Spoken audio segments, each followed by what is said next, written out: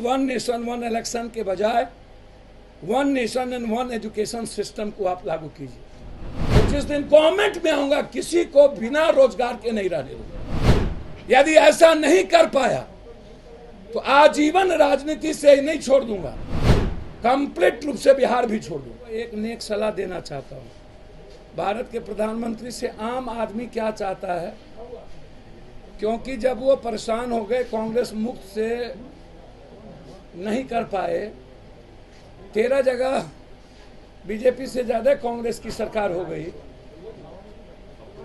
और लगभग वो देख रहे हैं कि अब मध्य प्रदेश, छत्तीसगढ़, सारे बीजेपी के विधायक वर्तमान सब कांग्रेस में जा रहा है।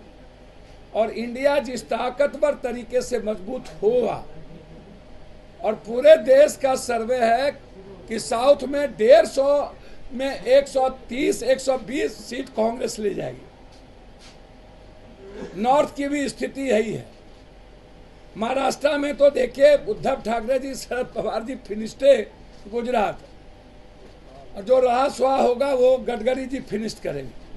तो हम उनको एक नेक सलाह देते हैं कि आप 5 दिवसीय जो आपने बुलाया है, चाहे वो जिन कारणों से आपको परेशानी हो, अब मैं इतना जानता हूं कि आप इलेक्शन तो करवाने की आज के डेट में आपकी हिम्मत है नहीं।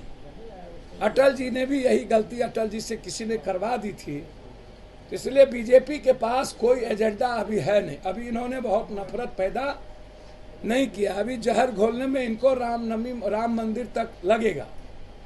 तो मुझको लगता है कि अभी कई जहर इनको घोलने हैं, नफरत पैदा करना है। यदि अब पहली बार हमको सुनने में आया कि कभी अदानी बना लेते हैं, जिसको क्लीन चिट जो देता है उसको एनडीटीवी का डायरेक्टर बना ले, तो कभी राष्ट्रपति को, देश में डेमोक्रेसी का इतना हरास, संविधान का और मर्यादाओं का इतना हरास कभी वर्ल्ड के हिस्ट्री में किसी ने नहीं किया।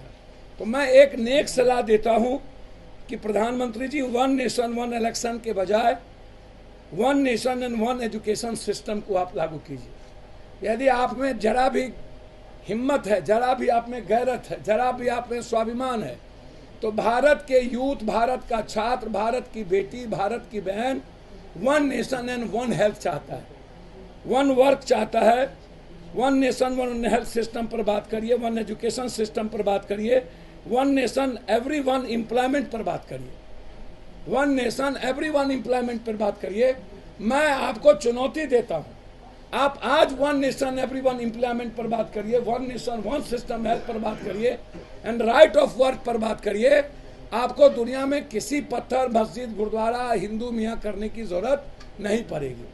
आप इसको, और हमारी पार्टी, मैं आपको कह रहा हूं, जिस दिन हमारी सरकार में हिस्सेदारी होगी, मैं किसी भी कीमत पर one nation one state every one employment की बात करूं। मैं हर परिवार को नौकरी नहीं दे पाऊंगा तो मिनिमम 50 लाख रुपया के रोजगार की गारंटी, जिस समाज का जो वे है, निषाद का यदि माछ मारने का है, मल्लाह का, केवट का, धन का, तो हम उसको जाल से लेकर के उनकी सारी चीजों को सिक्योर करें।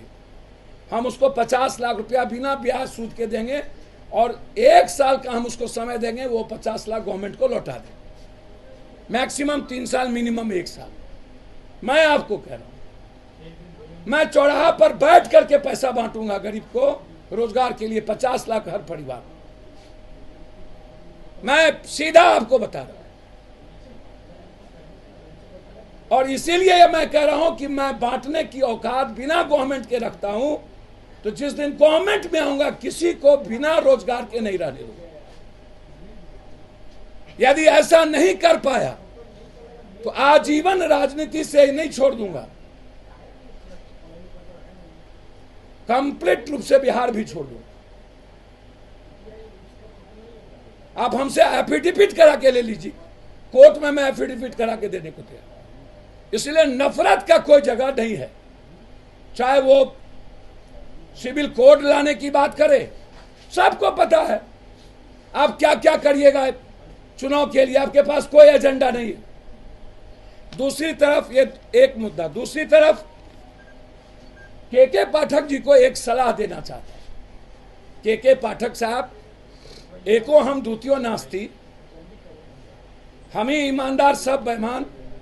मैं मानता हूं कि पॉलिटिकल सिस्टम बेईमान है, सिस्टम बेईमान है। पॉलिटिशियन लगभग 90% लोग गलत तरीके से जाति, उन्माद, हिंदू मुसलमान, पैसा के बदौलत चुनाव जीतते हैं। लेकिन आप ईमानदार हैं। ईमानदार का मतलब क्या होता है? संविधान और कानून के दायरे में काम करना। आप संविधान और कानून से ऊपर नहीं हैं। संविधान और कानून जो कहता है आपको उसके तहत काम करना चाहिए। पहला, आप निश्चित रूप से प्राइवेट कोचिंग पर अंकुश लगनी चाहिए। गवर्नमेंट की पॉलिसी इंप्लीमेंटेशन, उसकी इंप्लीमेंटेशन होनी चाहिए। लेकिन मैं आपसे पूछना चाहता हूं, बच्चे कोचिंग आधार बन गया है। आपके स्कूल कॉलेज में कोचिंग की कोई व्यवस्था है? लगभग 1200 स्टूडेंट पर एक प्रोफेसर है। आप जो प्रोफेसर को पढ़ाने के लिए बोल रहे हैं वो पढ़ाने के लिए बैठे हुए हैं, लेकिन 1200 स्टूडेंट पर एक प्रोफेसर ऊंट के मुंह में जीरा का फोरन किसको किसको पढ़ा? ये लो मुंह मीठा करो, आज मैंने अपना जॉब छोड़ दिया। अब हम पूर्णिया वापस जाएंगे। जॉब छोड़ दिया है? मतलब ये घर कैसे चलेगा? हम करेंगे क्या? और माँ बाबूजी क्या बोलेंगे? इसलिए मैं एक और मिठाई का डब्बा लाया। अपने बिजनेस के लिए लोन अप्रूव हो गया। अरे लोन अप्रूव हो गया वो तो ठीक है, लेकिन पूर्णिया में हम रहेंगे कहाँ? अपना घर भी तो नहीं है वहाँ। इसलिए तो एक और मिठाई का डब्बा अलग से लाया हूं। हमने पूर्णिया में घर ले लिया है, पूर्णिया के ई होम्स पैनोरमा में। पूर्णिया में पैनोरमा ग्रुप लेकर आए हैं ई होम्स पैनोरमा। बड़ा घर, आलीशान जिंदगी और अत्याधुनिक सुविधाओं के संग। अरे अरे, अब क्यों मुंह मीठा करवा रही हो? क्योंकि हम घर वापसी जो कर रहे हैं। घर वापसी की खुशी पूर्णिया में ई होम्स पैनोरमा के संग। E homes panorama, luxurious lifestyle redefined.